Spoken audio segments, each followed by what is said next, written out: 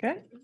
All right. Well, we will reconvene into open session at 5:35 p.m. And welcome, everyone. Glad to see so many people here with us in person. We are on open session item 4B, report action taken in closed session. By a vote of 4-0, trustees voted to approve the settlement of the Office of Administrative Hearing case number 202-302-0189 pursuant to Government Code 507B2. And item C is the stipulated expulsion for student 2223C.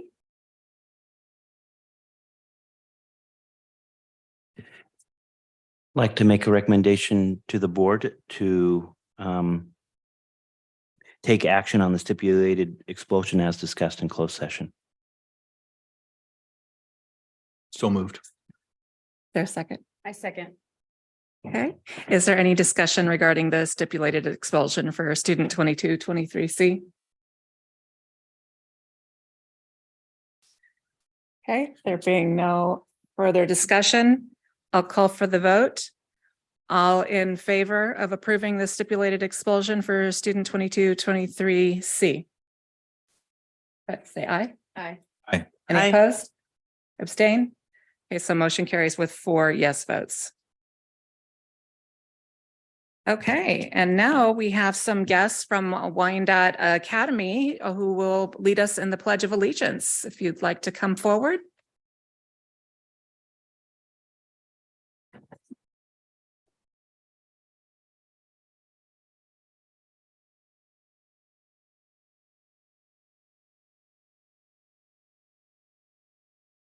Oh, can you push through? There you go.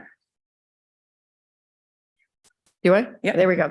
Thank you for inviting us to lead your meeting with the Pledge of Allegiance. We are students from Wyandotte Academy, and my name is Mrs. Petak.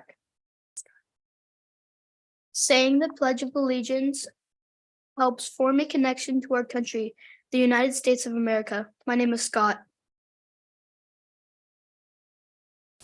We are a country with a diverse population. Saying the Pledge of Allegiance instills a sense of patriotism for all people. My name is Amariah. When we say the Pledge of Allegiance, we honor the flag and everything it represents. My name is Briley. We say the Pledge of Allegiance to start our day at school, to begin official meetings or ceremonies, and we honor the flag at special events like ball games. We would like to lead you in the Pledge of Allegiance. Please stand, salute. Oh, please stand.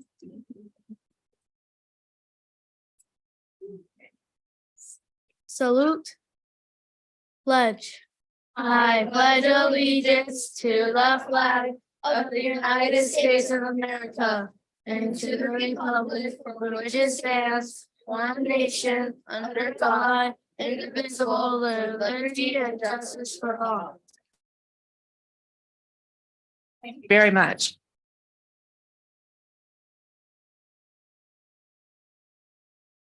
Parents who are part of that, if you would like, we'd love for you to stay for the rest of our board meeting, but if you would like to excuse yourself, you're certainly welcome at this time. Thank you very much. Awesome job, Wyandotte Academy.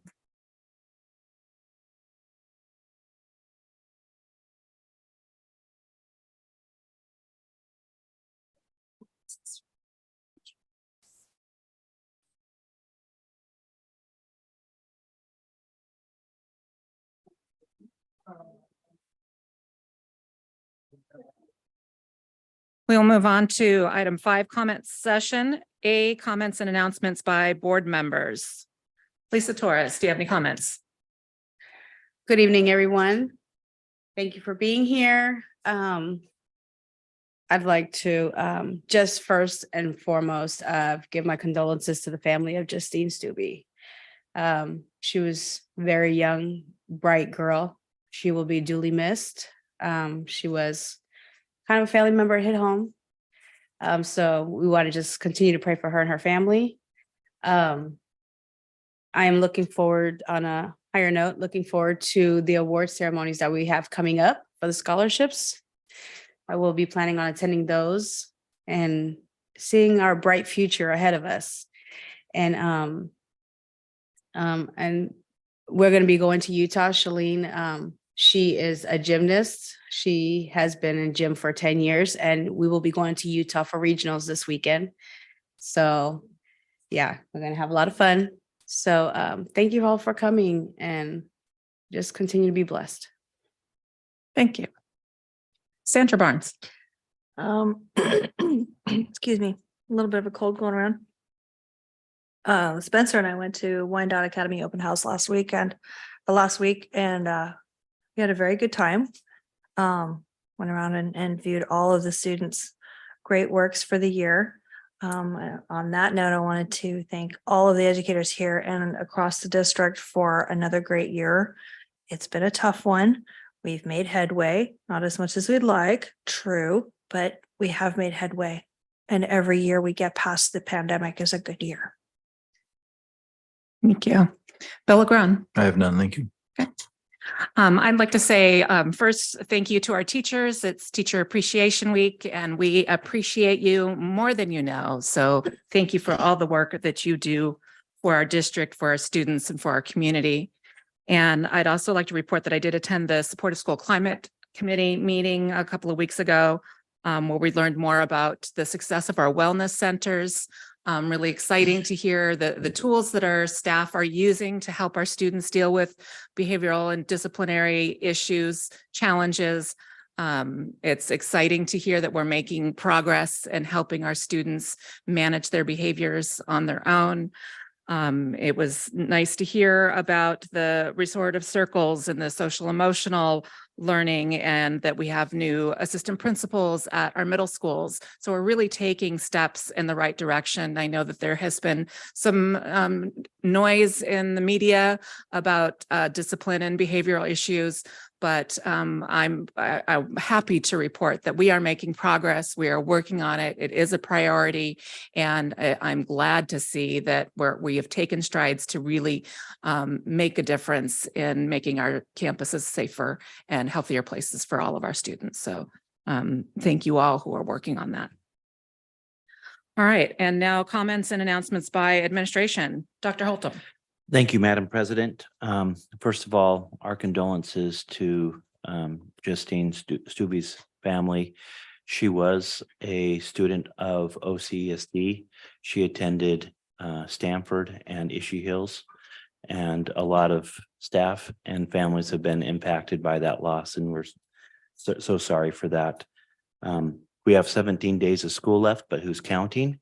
So everybody, staff and students, we got 2.5 weeks, 3.5 weeks left. Let's finish strong. Want to say that we had a really strong last couple of weeks of testing. So great job, students. I heard a lot of positive things coming out of our schools, a lot of great assemblies and incentives and things like that. I too attended Wyandotte Academy last week open house, and like to thank them for the hot dog that they provided to me, and the great classrooms. Also want to recognize our teachers for Teacher Appreciation Week, and coming soon will be our classified week, and we appreciate all of our staff, both teachers and classified and staff, for all the great work that they do for us throughout the district. And I just got a text from Teresa Lukanik, who's our summer school principal, and we currently have 134 students signed up for summer school, and summer school registration is going on now. So if you'd like to be part of summer school, please do so. Thank you. Thank you. Oh, Madam President, I forgot one thing. Rhonda Copeland wanted me to make sure that she sent me an email, and she hates to couldn't be here for her mother's retirement, but she said she would be indebted to me forever if I did a shout out to her mother. So congratulations.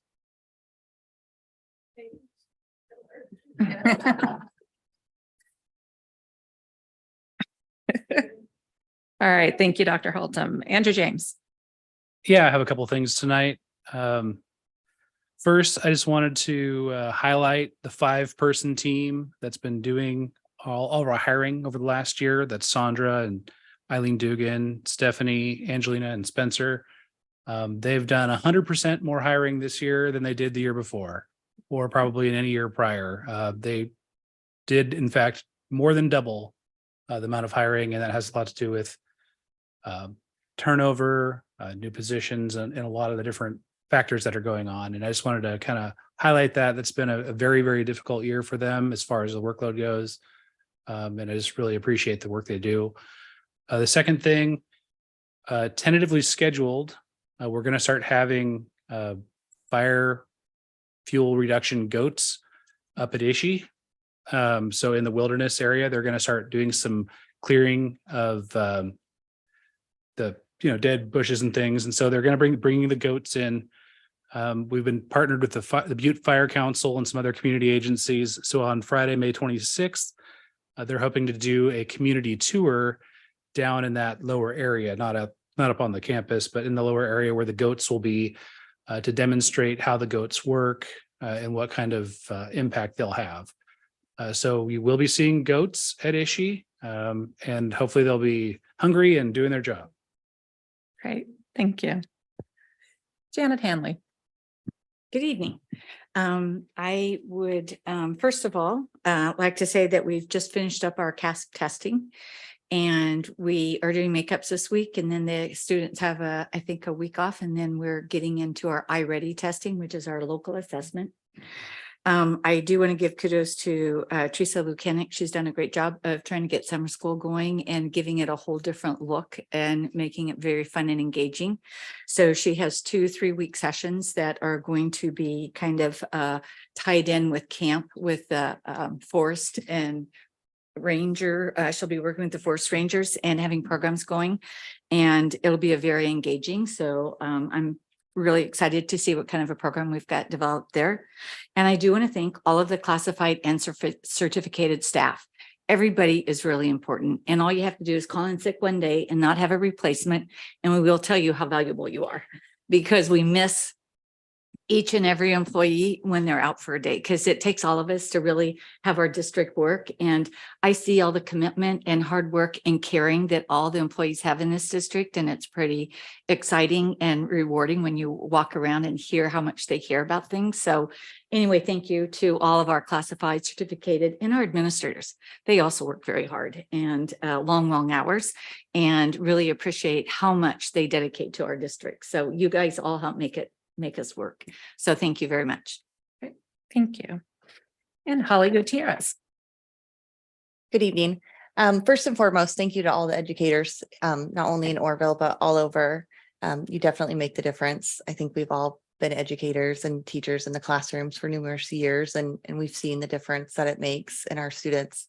Last Friday, I was able to attend the Special Olympics held here down at Harrison Stadium, and there were a lot of our students from Orville City and then the whole county. So it was wonderful to see our students out there and engaged and just really enjoying their time. So thank you to all the parents, the guardians, the teachers, the admin, everyone who was out there that made it successful. Thank you. All right, we'll move on to comments by the public. So at this time, the board will extend an invitation to interested parties who wish to speak on matters which are school related. For those attending remotely who wish to comment, use the raise your hand button to be called on to speak. Comments or questions may also be emailed to backpack@ocesd.net. Please include your first and last name in your email. Comments and questions received will be read into the record and or addressed during the meeting. However, comments received without the sender's name will not be shared during the meeting. Do we have any emails at Backpack? Not this time. Okay. Do we have any hands raised online? We do not. Okay. And is there anyone in the public that would like to speak this time? Okay, so we will move on to retire recognitions, our retiree recognitions. What's that? Thank you very much, Madam President. So this evening, we have a number of retirees that are retiring from our district this year. And first and foremost, we'd like to say thank you to all of you for your tireless work and dedication and loyalty to our district. I'd like to give them a big round of applause at this time.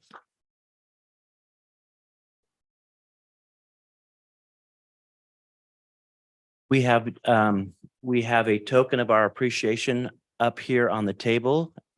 So as you're called up, we ask that you grab one of those so that you can have as a memento and a reminder of your years of service here in the district. In the board agenda, there's a list of people here. And so if you're here, if you'll please come up, and then we have different people assigned to kind of introduce and read a little something about you. So we'll start with Connie Miller.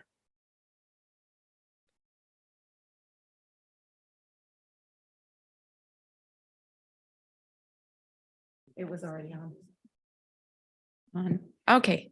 Hi, I'm Mrs. Albert, principal of the studios at Central, and I met Connie just 1 year ago. She started at Oroville City Elementary School District on March 12th, 1998, and it was at Central Middle School.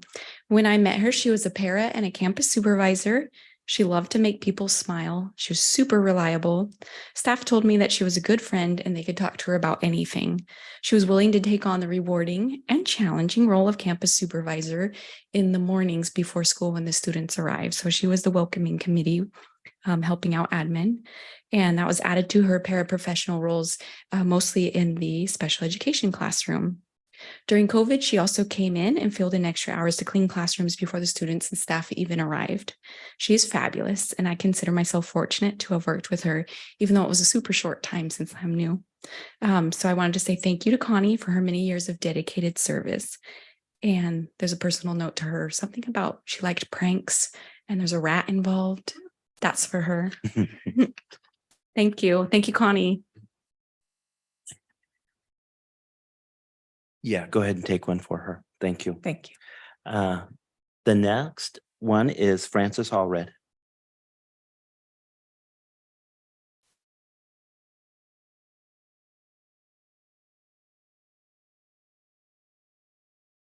Good evening. I'm John Betancourt, principal of Oakdale Heights, and I'm going to be up here for a while because I've got 6 of the next 6 ones. Frances couldn't be here tonight, but Frances has worked at Oakdale for the past year, providing reading intervention and classroom support for reading. It did not take long for Frances to start building relationships with staff and students. Students love going to visit her for reading support, and the work she has done with them has made a vast difference in students' abilities and confidence. We want to congratulate Frances in her retirement and wish her well in the next phase of her life. Thank you. And Frances worked for years at Stanford before she transferred over to Oakdale Heights. Let me just, I'll go through the ones that aren't here first, and then I'll call up the ones that are here. Okay, perfect. Is that okay? Mm-hmm. Next is Christina McDonald. Although Christina only worked at Oakdale for a few weeks before needing to retire, she fit in like she had been there for years. Students in her class loved her and responded positively to her smile and welcoming presence. Although Christina has only been with us for a short time, she will be missed, and congratulations on retirement. Next, we have Danette Spangler. Danette has been a wonderful presence at Oakdale for the past several years. She worked as an instructional aide in our 3rd through 5th grade SDC class and as a morning campus supervisor. She greeted every student with a friendly smile as she welcomed them on campus every morning. She also was a great support to all the students in her class who loved working with her when she helped them with their reading, math, and life skills lessons. Congratulations, Danette, and good luck as you continue on to the next adventures life brings. I will have Joyce come on next.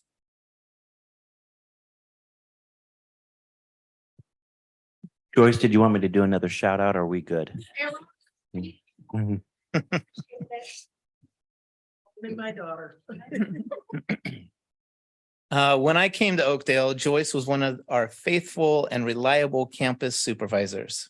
She transitioned to kindergarten aide, and the kindergartners loved having her work in their class. Joyce was a great support as she sat with students, working with them as they learned the foundations of reading and math.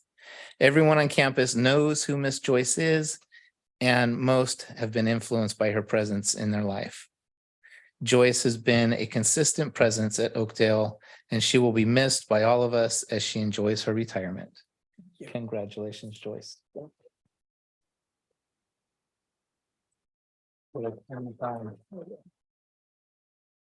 Next, I will call up Gail Harrison.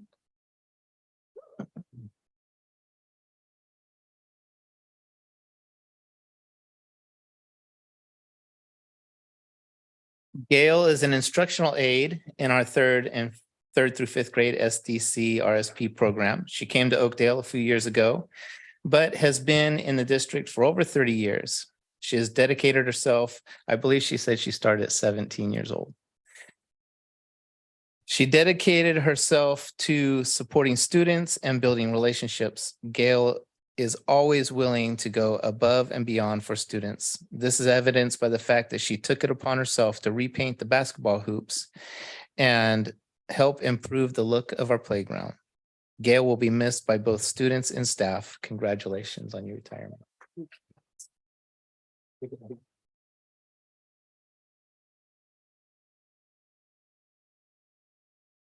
Next, and my final retirement is Mr. Todd Dowell, and I'm going to call up Kathy on this one as well.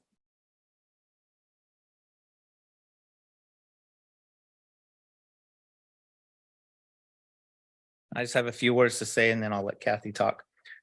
Todd joined Oakdale 2 years ago as our MTSS teacher. Todd quickly became known around campus as he positively supported both staff and students.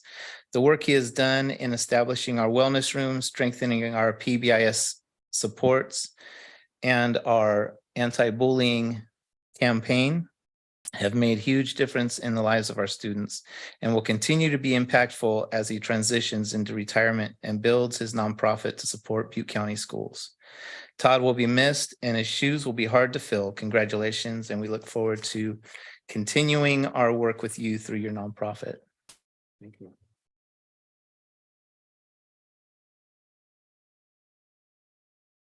So I am Kathy Petak, the principal at Wyandotte Academy. And so I'm here tonight to honor Todd Dowell for his 7 years of service to Oroville City Elementary School District. Todd joined our district in 2016. He came to us from Paradise, where he was a teacher for 20 years and an administrator for 4 years. So what are you at? 33. Todd began his career with OCESD as the principal of Wyandotte Academy, and 5 years later, he transitioned to the position of the MTSS coordinator. So in that position, he is the go-to person in our wellness center and the leader in that department, and we really value that. And then he did serve both of our schools in a 50% role, which was also a difficult task as he had to clean up things and move to his next site, but he was always very punctual, I believe. Or did I get more time? I think I got more time with him. I think he loved that role best, supporting teachers and students, generating and presenting data to validate our programs and practices, and shooting a few hoops with students during recess. Todd's retiring, but only to fulfill his dream to run his nonprofit organization, pepschools.org, with the mission of bridging schools and community to create more supports for students in need. Todd is always willing to help out in whatever capacity needed, and he certainly helped me as I transitioned into my new role as principal at Wyandotte, and I'm very grateful for that. It was like just having my guy right there if I needed him, and boy, did I. So from all of us at Wyandotte, happy retirement, Todd.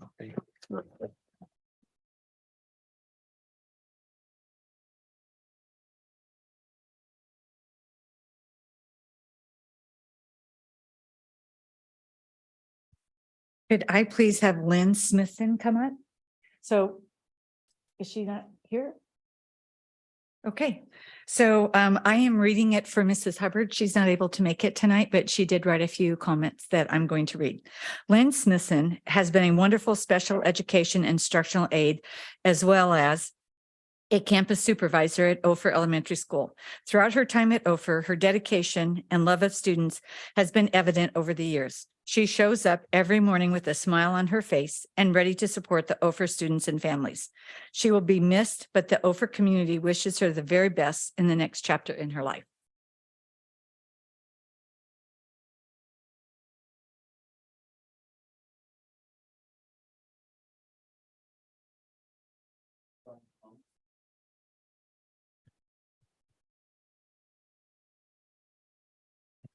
So we'll do Brian when he's back into town. Do we have any representatives from Stanford? Come on up.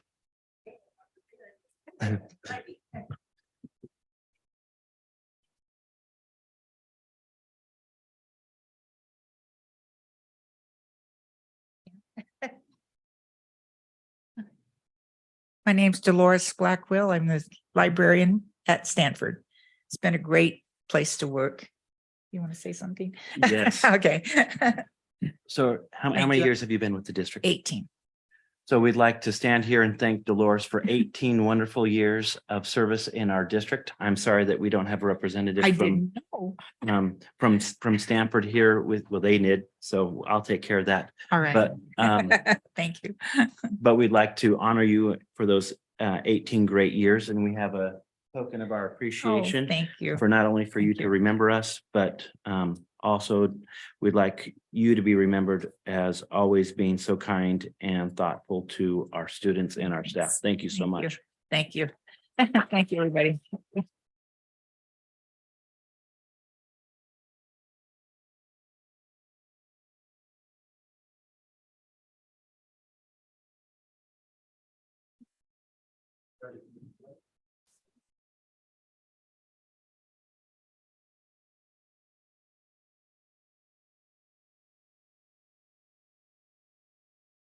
I'll take the next several ones. Thank you. Okay.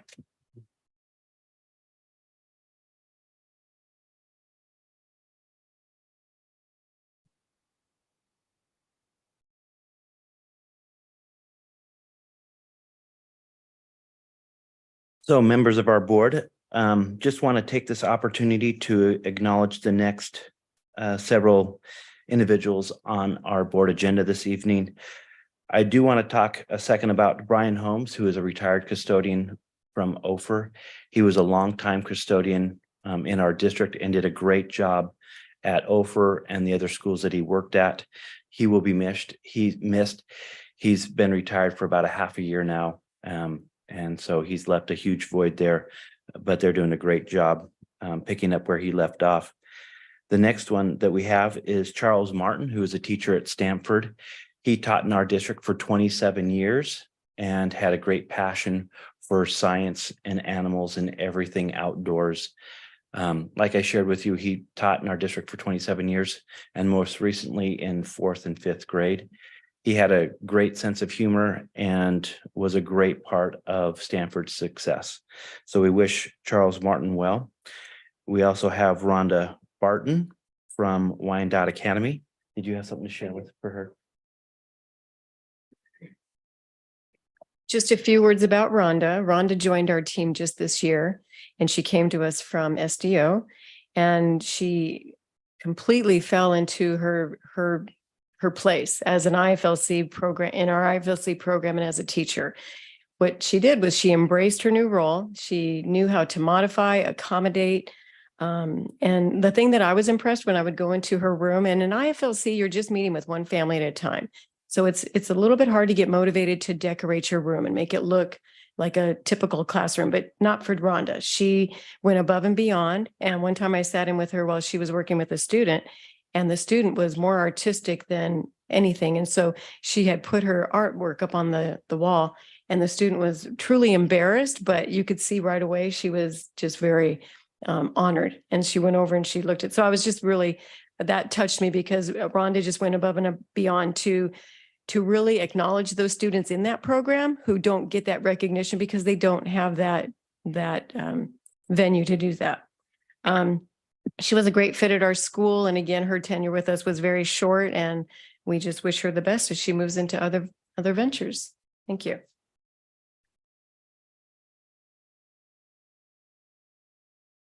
So I'd like to recognize that Rhonda, before she went into our independent study program, spent years at SDO, working with our preschool program and our special education department. So our final two retirees are both administrators. One of our administrators, the first one is Kimberly Tyler, and she was 6 years in our district as our special ed and SDO principal and director. And she's unable to make it this evening, but I have something written out that I'd love to read. Kimberly Tyler has served in education for over 30 years. She started as a moderate severe paraprofessional instructional assistant with Butte County Office of Education programs in the mid 1980s. She went on to obtain both general education and educational specialist teaching credentials and taught for nearly a decade in Marysville and Palermo Union, using both teaching credentials, all while earning her master's degree in education with an emphasis in special education and her administrative credential. She has served OCESD as the Director of Special Education and Principal of SDO Inclusive Preschool for the past 6 years. Kimberly, you've been a wonderful addition to OCESD. Your special education knowledge base is vast, and this, combined with your years of experience, have been instrumental in elevating our special education program. You are a leader who is approachable, one that listens to staff concerns, has a sense of humor, and one who gets the job done with a cheerful spirit. Our district has been lucky to have you at the helm of our special education department and our preschool. We thank you for your guidance, dedication, and service to our students. You will be missed, but we know that we will reach out to you for updates on your escapades and vacations. And don't forget, you'll be coming back to help us launch our preschool program very soon. So don't get too comfortable. If she's listening tonight, I'm sure she is. And then the next one is Janet Hanley. Come on up, Janet. So Janet has served in education for 46 years. She began her career as an elementary classroom teacher, then moved into teaching math and history at the middle school level. Janet has worked for districts both large and small in various capacities. She's been a principal, coordinator, director, assistant soup, and everything in between. She also was a Cal State teach and an administrative consultant. Janet joined the OCESD administrative team during the midst of the pandemic in July of 2020, where she jumped right in and hit the ground running. Shortly after Janet came on board, the district was placed under monitoring by the DOJ. Janet has became the go-to person for all things DOJ related, on top of her regular duties associated with curriculum and instruction and professional development. Janet, you have been an amazing addition to our admin team. I don't know what the district would have done without your expertise and knowledge during our journey with the DOJ. You approach every task handed to you with a can-do attitude, and you make it work no matter what. You have a wonderful way of communicating with staff and families, and you always strive to make them feel heard. You see the big picture, help others, and broaden their sights. Needless to say, we are extremely fortunate that you chose to come to work for us. Your infectious laugh, multifaceted approach to problem solving, and your inflappable demeanor are true assets. We are eternally grateful for your time with our district. Your replacement will have big shoes to fill. Sorry. I am a good reader. Thank you. We will wish you the best in your new adventures. Congratulations on your retirement.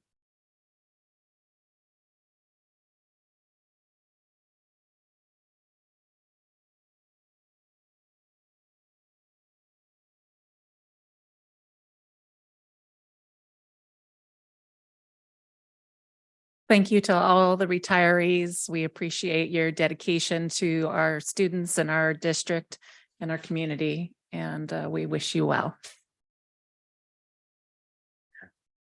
Yes. As our elementary kids, since we're done with this portion, if you'd like to leave, you're welcome, but we have cookies over here if you'd like to grab some on your way out. But we would really love for you to stay for the rest of our board meeting. It's so much fun. Oh,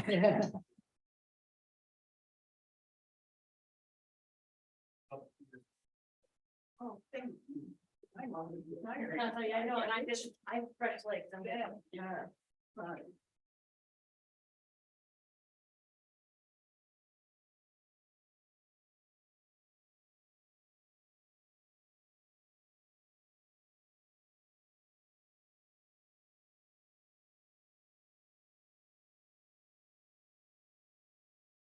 Like we'll have cookies for the rest of the week at the DO. And my mic is on. Great.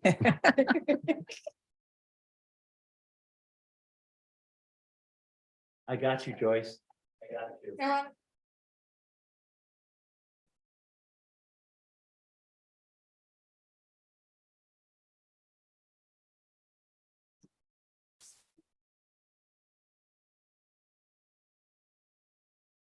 you. Okay, we'll move on to item number 7, public hearing session, A, draft trustee area maps, public hearing number 1.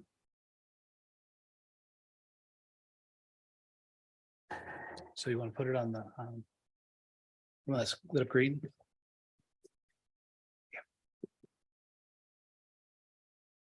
All right, well, good evening.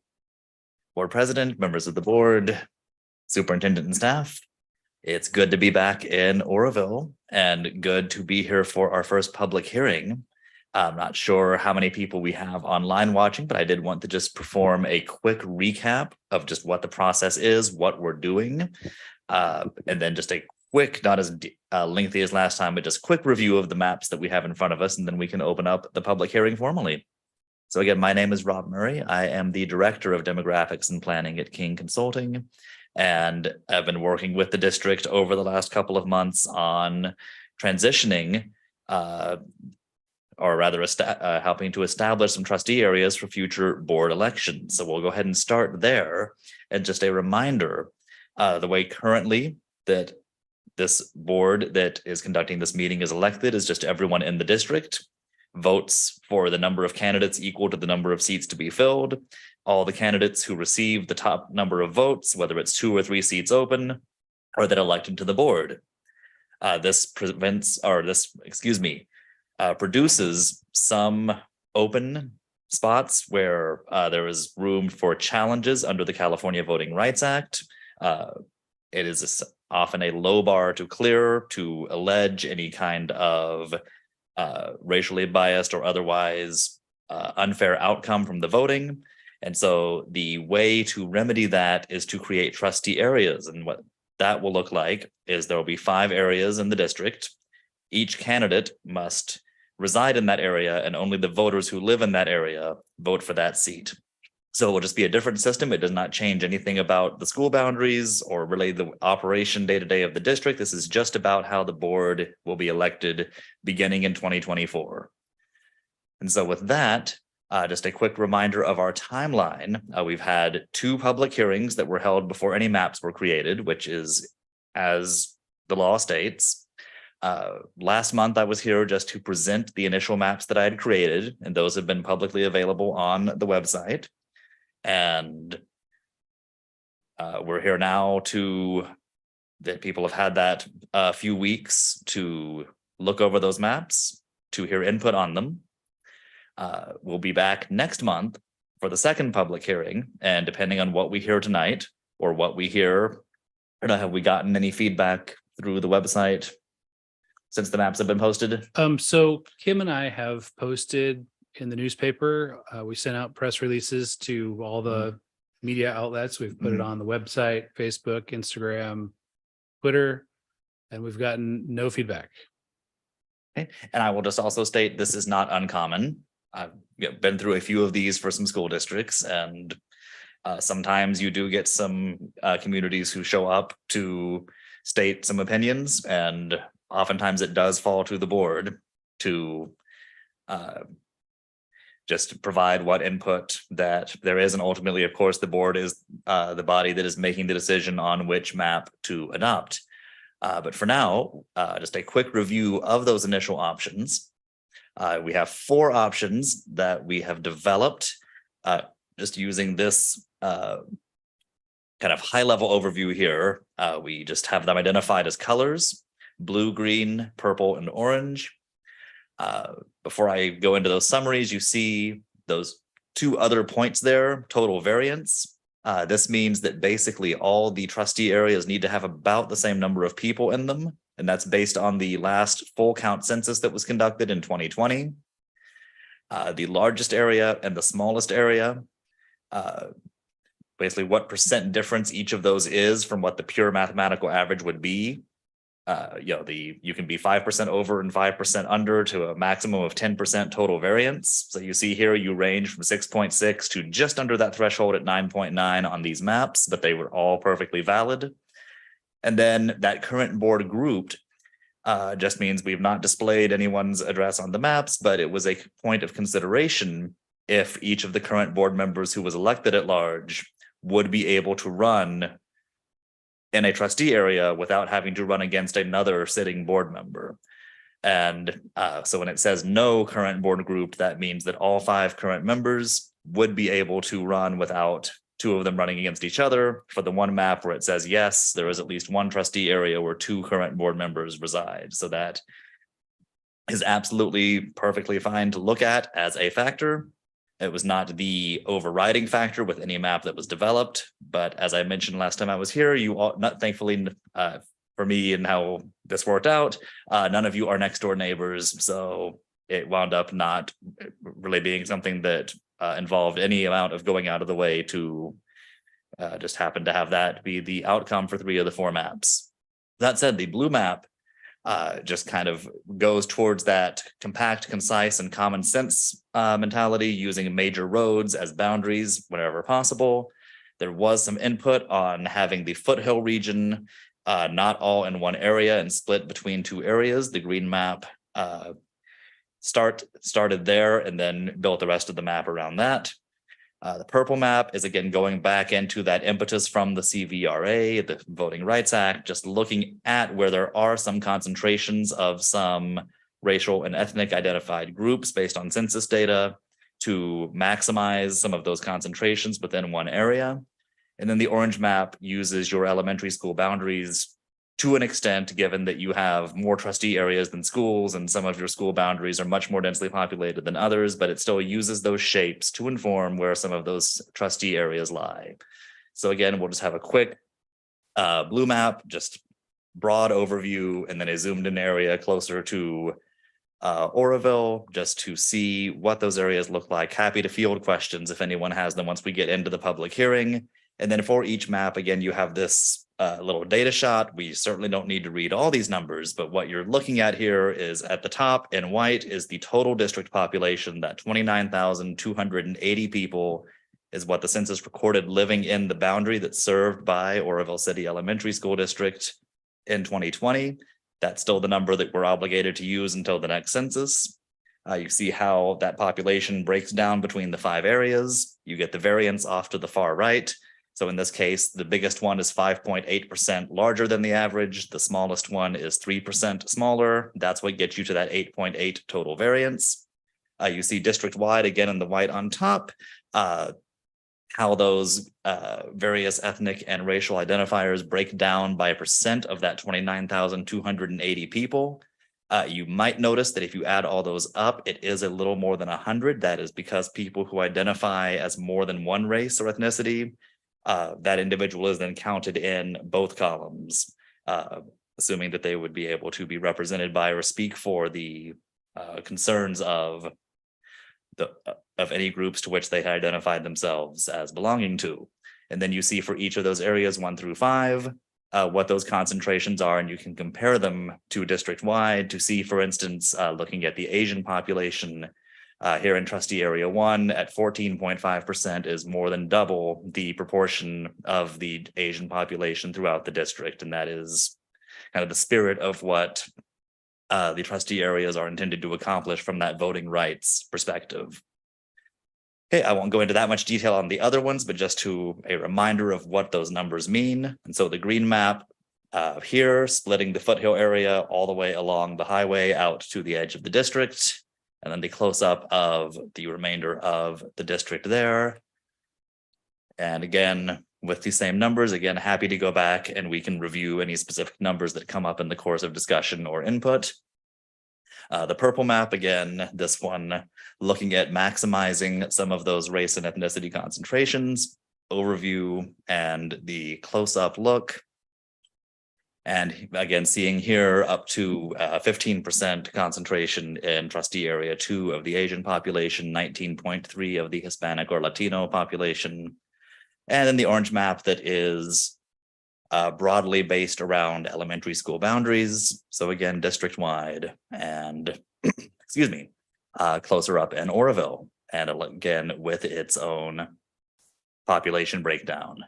So that is the information as has been presented to the public. At this point, I am going to step back from the mic and we can have, I believe the public hearing has been officially opened and eager to hear what input there is. Thank you. Thank you. Do we have any public comments? Yes, please come forward. Good evening, President and members of the board. My name is Keaton Denley. I'm the County Clerk Recorder and Registrar of Voters. So I wanted to introduce myself or perhaps reintroduce myself and make myself available for this process. If there's any questions about how this may affect your election administration going forward, because the county does conduct the elections on behalf of the school district. With that in mind, and not advocating for any specific maps, but as you look through the maps, for the simplicity of election administration, the best you can kind of keep in mind bodies of water, major roadways, things like that. It will make it cleaner. What we're trying to avoid there is creating any sort of an island where there's a few households within a cross section between your guys' maps and other maps within the county, whether that's the high school districts, board of supervisors, city council, things like that. Because when you go to report the election results, you don't want to be reporting somebody's specific house on that ballot type, for example. So sticking to major roadways, things like that will simplify that process and help us along that path. I also want to set an expectation that there is generally cleanup that we need to do to maps when they get submitted to us, just because there's discrepancies between the census data and what the assessor's office has, for example, for local maps where the parcel lines lie, things like that. So occasionally we get, maps that draw a line through the middle of somebody's living room.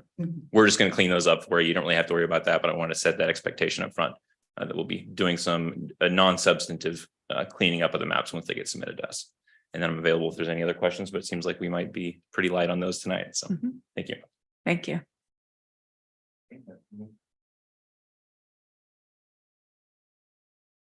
Does the board have any comments or questions on the presented maps? All right. This could be an easy process.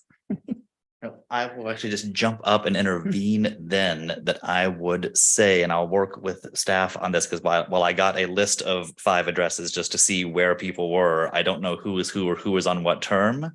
But when after the second public hearing, or at the second public hearing, I should say, I would like to also begin showing each map also with a suggested sequence of elections. So in 2024, however many terms are expiring, that many areas need to hold elections. If you select one, for the 3 maps where each of you is in an area, it's very straightforward. We'll just suggest that each trustee area correspond with the term of the board member who happens to live there right now. For the orange map, that's where I think we had some of this conversation at one of the earlier meetings, but we would need to see if for any trustee areas where you are doubled up, if the current board members are on the same term or on staggered terms, that's where it can get a little tricky with not just selecting that map, but also selecting which areas would hold their election in which years. Because when you take this to the county committee on school district organization, you're not just taking the map, you're also taking the sequence, and then that body is the one that confirms that.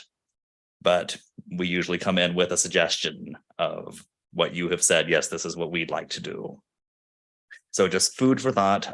I'll work on that so that next time we come for the public hearing, each map will then also have a suggested sequence. And for that orange map, that's where we might begin spelling out that you might have a couple of different sequences where if you pick that map, you would also have to basically pick, again, that most complicated scenario where you have, say, someone who's currently on the board whose term expires in 2024, someone who is also at large, but whose term expires in 2026.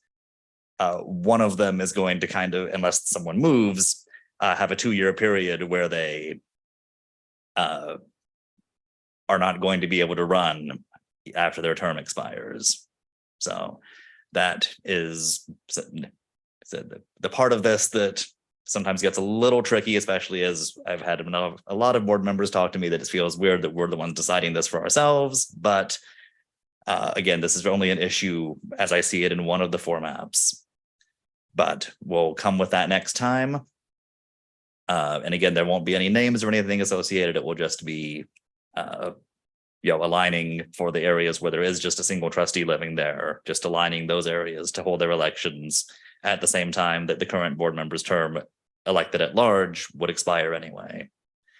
And then ideally other people decide to run now.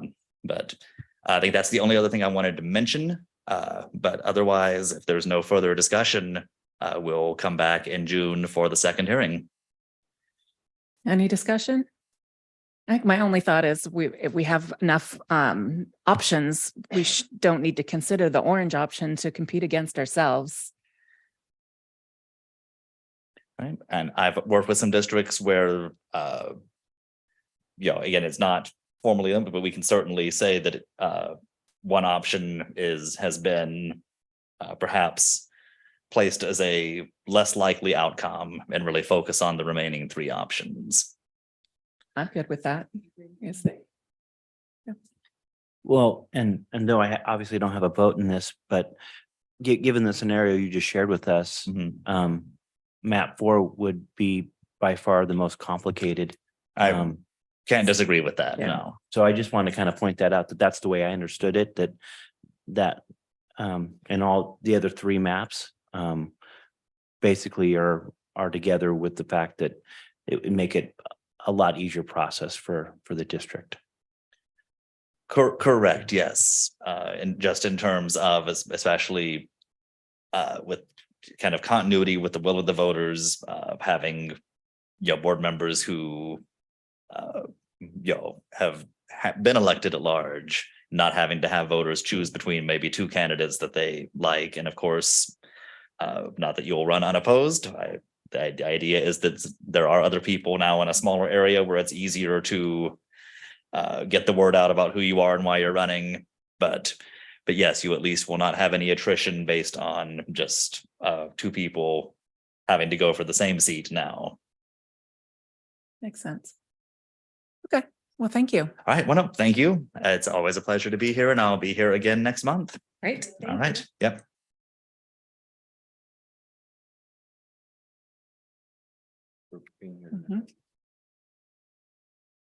Okay, now we'll move on to item 8, action session A, public comments on action items. Board will extend an invitation to interested parties who wish to speak on items that are listed on the agenda. Those attending remotely who wish to comment, use the raise your hand button to be called on to speak. Comments may also be emailed to backpack@ocesd.net. Please include your first and last name in your email. Comments received that pertain to items listed on the agenda will be read into the record at this time. However, comments received without the sender's name will not be read. The Brown Act does not allow the governing board to discuss or take action on any item that is not on the posted agenda. Do we have any emails in backpack? Okay, and it does not appear that we have any hands raised, and we have no public that wants to speak. So we will move on to the consent agenda. Oh, I did forget to mention that I would like to pull one item from the consent agenda to be voted on separately, the summer school. Let's see, that is on. There it is, F. I need to pull F just for a personal connection. Just for clarification, you would like to be excused for Correct. just F, okay. Yes. Is there any discussion on the consent agenda items? Okay. Is there a motion to approve all consent agenda items except for item F. I'll make a motion. We approve the consent agenda with the exception of item F. Is there a second? All in favor? Aye. Any opposed? Abstain? Motion carries with 5 yes votes. And Lisa, could you cover item F, the vote on item F, and I will excuse myself?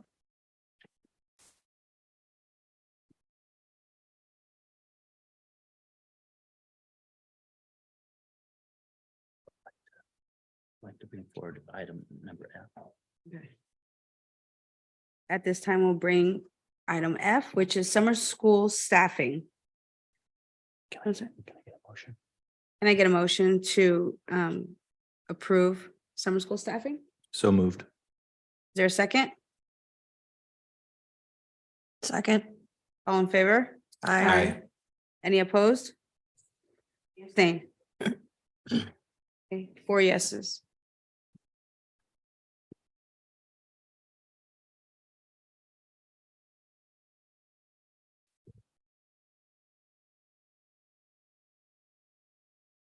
Okay. So we will move on to new business. 10A, set public hearing dates for 2023-24 district LCAP and budget review adoption. So it's recommended that the following dates be set for the review and adoption of the 2023-24 district LCAP and budget.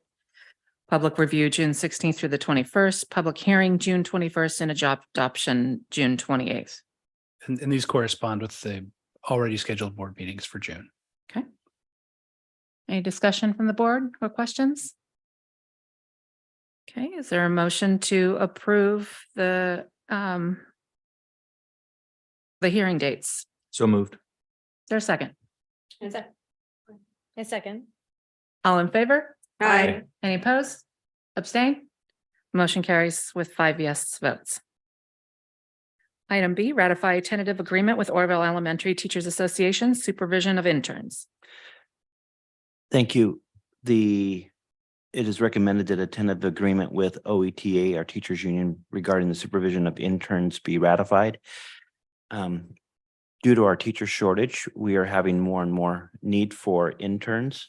Interns are students who have obtained their bachelor's and are currently in a teaching credential program that has to be certified by the college that they are attending. We receive a letter. But in order for them to be eligible to get an intern credential, they need to have a intern mentor. The intern mentor is usually someone here in the district, usually we try to have it at their same school site, and they mentor and support that new teacher all year long. The biggest difference between a fully credentialed teacher and an intern teacher is an intern teacher is teaching their first year and they didn't do any student teaching. And so as part of the ed code and things of that nature, we are providing extra support to that teacher to ensure that they're being successful in the classroom. And so we have an agreement with the Teachers Association that we pay that supporting teacher $2,000 per semester. Okay, so then it's already ed code that we have, because I was under the impression that anyone who was not credentialed had to have a credentialed individual in the room with them. That is An intern has a credential. It's the Yeah. intern credential. Okay, they have a gotcha. credential, but it's called the intern credential, and they get that support. Okay. But they're not in there all the time, after school, before school, helping them planning, someone that they can bounce ideas off of, etc. Got it. Thank you. Any other questions or discussion from the board? Okay, is there a motion to approve the tentative agreement for interns? So moved. Is there a second? Second. All in favor? Aye. Any opposed? Abstain? 5 yes votes. Motion carries. Okay, item C is to approve the 2023-24 administrative salary schedule. Thank you. In order to kind of align all our administrative schedules, we are trying to get all of our salary schedules to match up as closely as possible. For example, I have 7 steps in my salary schedule, and our assistant soups used to have 5, and now I've recommended that to match mine, they get an additional 6 and 7. Our principals have 8 steps, but as of this time, I'm recommending that we do this to kind of get us all as closely as possible as far as equity and things of that nature. Any discussion or questions from the board? Okay, is there a motion to approve the new salary schedule? So moved. Is there a second? I second. All in favor? Aye. Any opposed? Abstain? Motion carries with 5 yes votes. Thank you. Item D, approve temporary substitute management salary schedule. It is recommended that the temporary salary schedule for substitute management is approved, retroactive March 1, 2023, and continuing through June 2nd, 2023. This is for our 2 substitute or interim assistant principals that are working at our middle schools right now.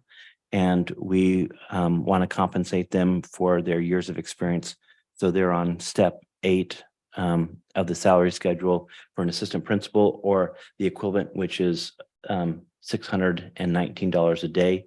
We're doing this on a separate salary schedule, so it works with their STIRS retirement, or doesn't impact that. Any questions or comments from the board? Okay, is there a motion to approve the temporary substitute management salary schedule? So moved.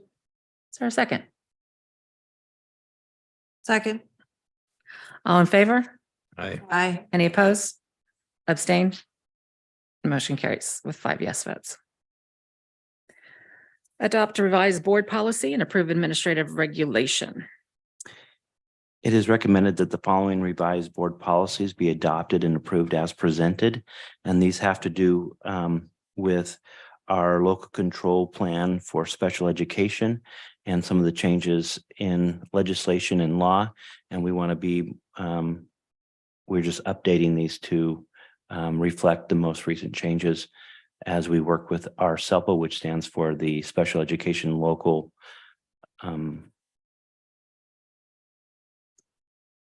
yeah, that one. Thank you. All right, any discussions on the adopting the revised board policies? Okay, is there a motion to adopt the revised policies? So moved. Is there a second? Second. Any discussion?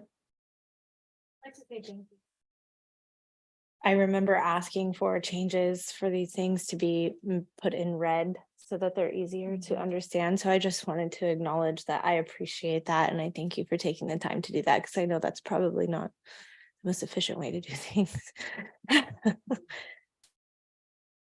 All right, we'll move for the vote. All in favor? Aye. Any opposed? Abstain? Motion carries with 5 yes votes. Item 11, personnel. A, adopt resolution 22-2308, resolution for release and non-reelection of certificated long-term substitute and temporary employees. Both of these employees are substitute teachers in our district. They've essentially worked almost every single day of the school year. And because of that, we can only work them 75% of the year, or if we do, we have to release them because they become permanent employees. And so this is something that we have to do every year if we have substitutes that work over that threshold. And so we're just releasing them. But they will be coming back and they will continue to work for us. Have they worked in the same classroom all year? No. Okay. Some of them have done some long-term positions, but mostly some short-term, like a couple weeks at a time when people were out with different illnesses and things like that. But they've been mostly roving. Any other discussion or questions? Okay, is there a motion to adopt the resolution 22-2308? So moved. Is there a second? A second. Any other discussion or questions? Okay, all in favor? Aye. Any opposed? Abstain? Motion carries with 5 yes votes. B is to approve the declaration of need for fully qualified educators. Thank you. So this year and every year, we have to bring forward a declaration of need for fully qualified educators. Now, as the lead in HR, my goal is always to hire fully credentialed, fully qualified teachers. But if I don't, we have to make sure that we're letting the county know and the state know that we're hiring people who aren't fully qualified. And in some cases, like our interns, that we're providing that intern support and things like that.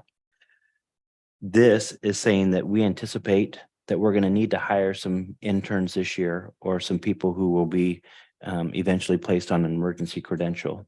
And this is letting the board know that I may be doing that. If I exceed the threshold of numbers that I put on this report, I'll come back to you. We are very liberal in the amount of numbers that we put on here because we don't anticipate that we're going to need this many, but I just try to make it high enough that I don't ever have to come back and do it.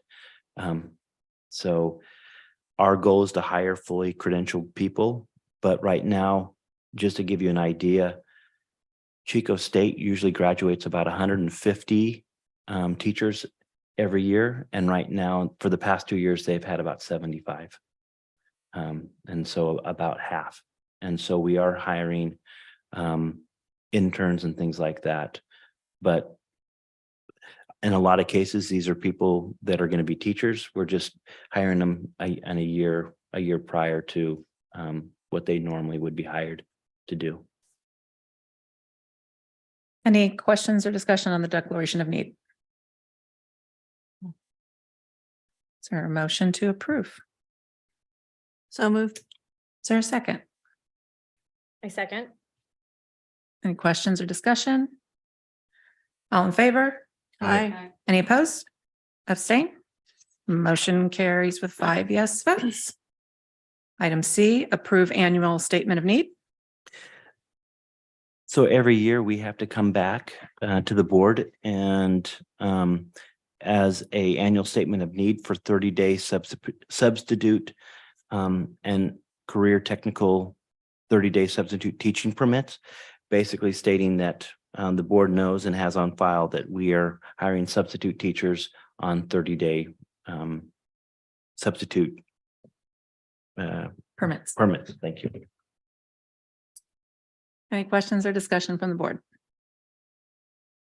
Is there a motion to approve the annual statement of need? So move. Is there a second? Second. Any discussion? All in favor? Aye. Any opposed? Abstain? Motion carries with 5 yes votes, and we will now adjourn the meeting at, time is it? 6:44. Thank you.